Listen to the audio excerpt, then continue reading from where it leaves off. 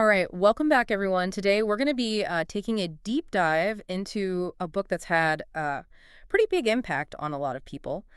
I Will Teach You to Be Rich by Ramit Sethi. Have you heard of it? Oh, absolutely, yeah. It's a Yes. classic, right? It's helped so many people rethink their relationship with money, you know, get a handle on their finances and actually, start building that rich life that Sethi talks about. Yeah, definitely. And that's what we're hoping to do in this deep dive, right? We'll be looking at some of his core ideas and try to pull out those actionable takeaways so our listeners can, really start putting these principles into practice. It's a great book to revisit too because Sethi's approach is so practical and relatable. He cuts through a lot of the complexity and fear that often surround personal finance. Yeah. For example, he talks about the 85% solution, which I don't know, resonated with me, I guess. Is like this idea that you don't have to strive for perfection. Yeah, it's about progress over perfection, you know? Yeah. And I think that's so important because so many people get stuck in analysis paralysis, right? Yeah. They want to create the perfect budget or, find that perfect investment, and they end up doing nothing at all. He makes a great analogy to cooking. Like, you don't have to be a master chef to make a decent meal, right? Sometimes just making a simple grilled cheese is good enough. Totally. It's about taking action, even if it's not perfect, and then building from there. You can refine it, you can optimize as you go. He even talks about like how he lost half his scholarship money in the stock market early on, and I thought, wow, it's kind of refreshing to hear someone who's achieved, so much financial success admit to making mistakes. It makes it feel more attainable, right? Yeah. Like you don't have to be perfect to succeed with money. Right. You just have to be willing to learn. And that leads us to another really interesting concept from the book. Spend extravagantly, cut mercilessly. I mean, at first glance, it seems counterintuitive, especially in a book about, building wealth. It does, right? But Seth isn't saying, go out and be reckless with your money. His point is that budgeting shouldn't feel like you're constantly depriving yourself.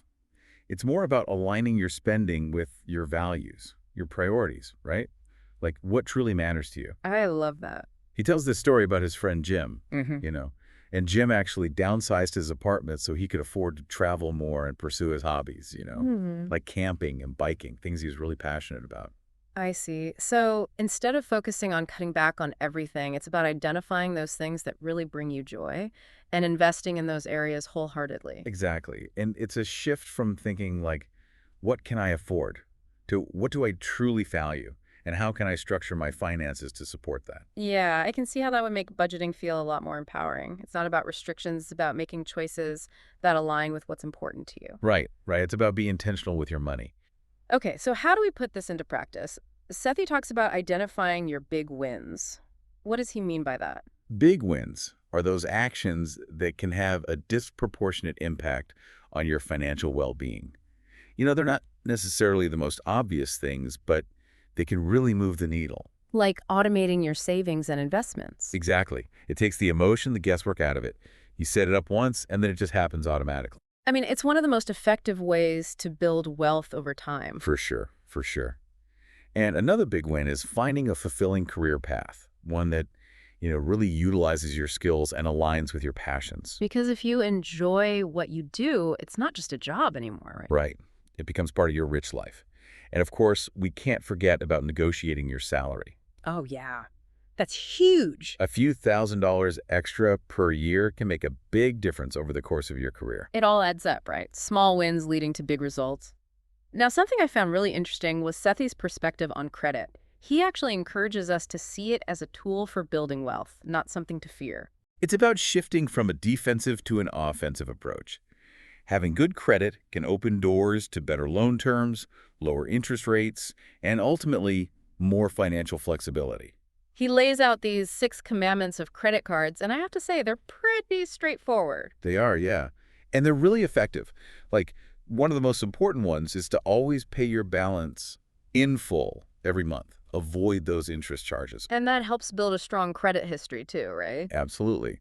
Another key one is to understand how credit scores work and, actively monitor yours. Uh, The more you know about your score, the better equipped you are to improve it. It's so interesting how he reframes credit as something that can help us build wealth, not just something to avoid. It's about being proactive and using it strategically to your advantage. Right, right. It's about taking control of your finances. And that brings us to another big topic, debt. And I think this is something that's often loaded with shame and guilt. It really is. I mean, it's not something people like to talk about. And Sethi actually highlights this really interesting statistic. Americans are more likely to talk about their sex lives than their credit card debt. Wow, that's amazing. It just shows how much stigma there is around this issue. But it's something we need to talk about more openly. Definitely, because that shame and guilt, I think, can prevent people from seeking help or taking action. Exactly. And that's where understanding these invisible money scripts comes in. It's this concept that Sethi introduces in the book. And it's basically these unconscious beliefs about money that we've absorbed from our families, society, culture. Like those hidden messages that shape our behaviors without us even realizing it. Exactly. And these scripts can sometimes sabotage our financial decisions. Like, we might be trying to save money, but then an invisible script kicks in and we end up spending more than we planned. It's like we're working against ourselves without even knowing it. Can you give us an example of, like, what one of these invisible scripts might look like and how it could play out in someone's life? Sure, yeah. Like, a really common one is money is the root of all evil. So someone who internalizes this belief might subconsciously avoid earning or accumulating wealth, even if on a conscious level, they really want financial security. It's like there's this internal conflict happening. Wow, that's a powerful example. So how do we start to identify and challenge these invisible scripts? It seems like it would be hard to even recognize them if they're so deeply ingrained. Yeah, it can be tricky. But the first step is just becoming aware of them, right? Sathi suggests reflecting on your early experiences with money, like what messages did you receive from your family or even just from society in general. And once you start to recognize those patterns, you can question them, right? You can challenge them and start to replace them with more empowering beliefs that actually support your financial goals. Yeah, yeah, that makes sense. Okay, let's talk about student loans. This is a big one for a lot of people. There's so much negativity surrounding student loan debt these days. It can feel really overwhelming. Yeah, it's a significant burden for many, no doubt about it. And there are definitely some systemic issues that need to be addressed. But I think Sethi offers a more nuanced perspective on this. He acknowledges the challenges, but he also reminds us that, statistically speaking, a college degree is still a good investment. Mhm. There are, of course, some caveats, right? You have to be smart about it. Right. He talks about the importance of choosing a degree that has good earning potential and being mindful of that debt-to-income ratio. You don't want to graduate with a mountain of debt that you'll struggle to repay. Yeah, that makes sense. But it's not all doom and gloom, right? Like he also talks about refinancing student loans, which can potentially save people a lot of money. Absolutely. He tells this story about his friend Tony, who managed to save like years of payments and thousands of dollars in interest just by paying an extra $100 a month towards his loans. Oh, wow, that's awesome. I mean, it just shows how even small, consistent actions can make a big difference. Right. And it's not just about saving money, it's also about that psychological benefit. Knowing that you're taking control of your debt and making progress towards becoming debt-free. It's empowering, right? To feel like you're not just stuck in this cycle of debt. Okay, let's shift gears a bit and talk about credit card debt. Sethi lays out this very clear 5-step plan for getting control of credit card debt, which I think is really helpful. It is, yeah. It's practical and actionable. He talks about understanding your spending patterns, negotiating with creditors, creating a realistic repayment plan. It's not just about telling you to stop using your credit cards. It's about giving you the tools to actually manage your debt. And he shares this really startling statistic, which I think is worth repeating. The average person carrying a credit card balance takes over 25 years to pay it off. It's crazy, right? Yeah. If you're only making the minimum payments, it can take forever to get out of debt. Yeah, that's why it's so important to pay more than the minimum, even if it's just a little bit extra each month. Every little bit helps. And Sethi really emphasizes the psychological aspect of debt repayment, too. He talks about the snowball method, which is all about starting with your smallest debts and paying those off first. Yeah, it's like those small wins can really build momentum and keep you motivated. It's all about that sense of accomplishment. Yeah. And he even shares like inspiring stories from readers who've successfully paid off their debt, and like you can just feel the sense of relief and freedom in their words. So it's not just about the numbers, it's about the emotional impact, right? Like, how does being debt-free make you feel? Exactly. It can be incredibly empowering. Okay, so we talked a lot about debt, but Sethi also spends some time debunking some common financial myths, Like this idea that we need to become financial experts to manage our money effectively. Which can be pretty intimidating, right? Like, who has time to become a financial guru? Yeah, and I think a lot of the financial advice out there is deliberately complex. Yeah. Like it's designed to make you feel like you need a professional to handle your finances. But Sethi argues that it doesn't have to be that complicated. He says, focus on the fundamentals. Don't get bogged down in the details. Just start with the basics. Exactly. And he's got this great analogy where he compares professional wine tasters to stock pickers. Hmm. Those guys who are always claiming they can predict the next hot stock. And he's basically saying their predictions are often no more accurate than chance. Right. And that trying to time the market or pick individual stocks is often, a losing game. It's too unpredictable. So what does he recommend? He advocates for a more passive, long-term approach. Investing in low-cost index funds. Don't try to outsmart the market. Just ride the wave of overall market growth. It's about tuning out the noise and sticking to a solid plan. Exactly. And he also debunks the myth that real estate is always a good investment. While it can be a valuable part of a diversified portfolio, he cautions against viewing it as some kind of guaranteed path to riches. Yeah, I think a lot of people have this romanticized notion of real estate, but it's not always a sure thing. It's important to be data-driven, Yeah. Make informed decisions based on your individual financial goals and the current market conditions. Speaking of making informed decisions, Sethi's a big believer in negotiation, right? And not just when it comes to big things like buying a car or a house, but in everyday life too. He says everyone has the ability to negotiate, whether it's for a higher salary, a lower cable bill, even a better deal at a store. It's about knowing your worth and not being afraid to ask for what you want. Right, right. And he breaks down the psychology of negotiation, gives you practical tips and scripts to help you feel more confident and prepared. Like, what are some of the key things to keep in mind when you're negotiating? Well, one of his big principles is to reframe negotiation from this adversarial battle to more of a collaborative process. So it's not about trying to win at all costs, it's about finding a solution that works for both parties. Exactly. It's about creating a win-win situation. And it's also important to know your BATNA, your best alternative to a negotiated agreement. What does that mean? Basically, it's your backup plan. What will you do if you can't reach an agreement? Knowing your BATNA gives you more leverage in the negotiation. I see. It's about having options, right? Right. And being willing to walk away if the deal isn't right for you. Right. Okay, now when it comes to frugality, I think it's important to note that Sethi isn't advocating for this kind of extreme penny pinching. Yeah, he's not about deprivation. Right. He encourages what he calls conscious spending. It's about aligning your spending with your values, cutting back on things that don't matter to you so you can invest more in the things that bring you joy and fulfillment. So it's about being intentional, right? Making choices that are aligned with your goals and your values. Exactly. It's not about saying you can never have a latte again. It's about identifying those bigger areas where you can potentially make a more meaningful impact. Like downsizing your living space or cutting back on unnecessary subscriptions, things that can free up more resources for your rich life. Right. It's about making conscious choices that give you more freedom and flexibility. Okay, so Sethi is also a huge proponent of automating your finances. He calls it saving while you sleep. What's that all about? Well, it's about setting up systems that automatically transfer money into your savings account, your investment accounts, and even your debt payments.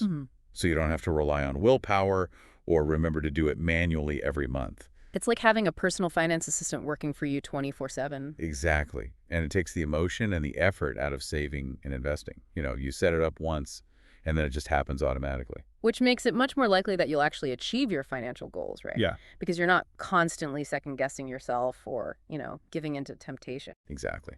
Okay, now, investing can feel really intimidating for a lot of people. Oh, yeah, it can be really overwhelming. All those different investment options, all the jargon. Where do you even start? Well, Sethi breaks it down into really manageable steps.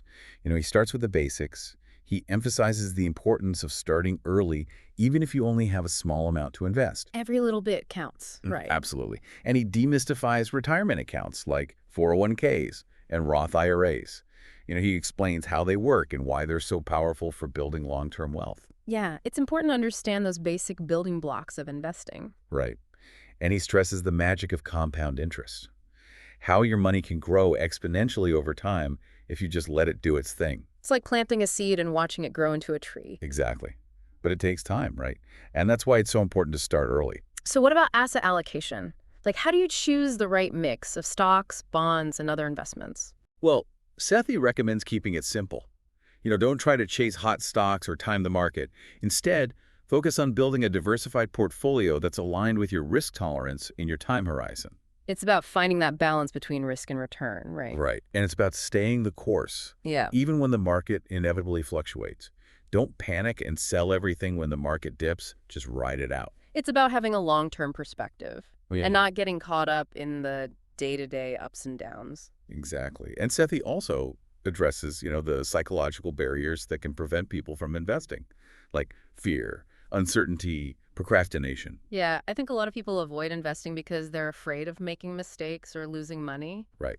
But Sethi encourages us to shift our mindset, to see investing not as something risky or complicated, but as a powerful tool for achieving our financial goals and creating a more secure future. It's about taking control of your finances and building a future that you're excited about. Exactly. And one of the most empowering concepts that Sethi introduces, I think, is this idea that there's no limit to how much you can earn. He challenges us to think beyond the constraints of our current income and explore new avenues for increasing our earning potential. So it's not just about managing what you have, it's about expanding your capacity to earn more. Exactly. And that can involve, developing high-income skills, building multiple streams of income, constantly seeking out opportunities for growth and advancement. It's about adopting a growth mindset and believing in your ability to create abundance. Right, right. And Sethi reminds us that while controlling your spending is important, focusing on increasing your earning potential is often the key to unlocking true financial freedom. Because when you increase your income, you have more options. You have more flexibility to pursue your goals, to live the life you want. Okay, so as we're wrapping up this deep dive, I want to highlight Sethi's emphasis on living a rich life. And I mean that in a broader sense, right? It's not just about the money, it's about how you live your life. Exactly. He encourages us to think holistically about wealth. It's not just about our finances, but also our relationships, our experiences, our health, our contributions to the world. It's about using your money as a tool to create a life filled with meaning, purpose, joy, not just accumulating wealth for the sake of it. Right. Money is simply a means to an end. True wealth lies in living a life that's aligned with your values and passions. So how do we do that? Like, how do we actually translate that idea into actionable steps? Well, Sethi offers guidance on navigating, key life transitions. Things like getting married, buying a home, planning for retirement.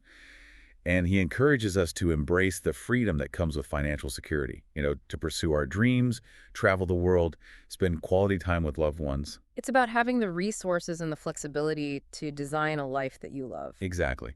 And to make a positive impact on the world. To use your wealth to support the causes that matter to you. It's about living a life that's both fulfilling and impactful. Yeah, it's pretty inspiring, right? To think about how achieving financial security can really open up so many possibilities, to live a more fulfilling life, not just financially, but in all areas of your life. Definitely. I think Sethi's book really drives that point home. Financial well-being. It's not just about reaching a certain net worth.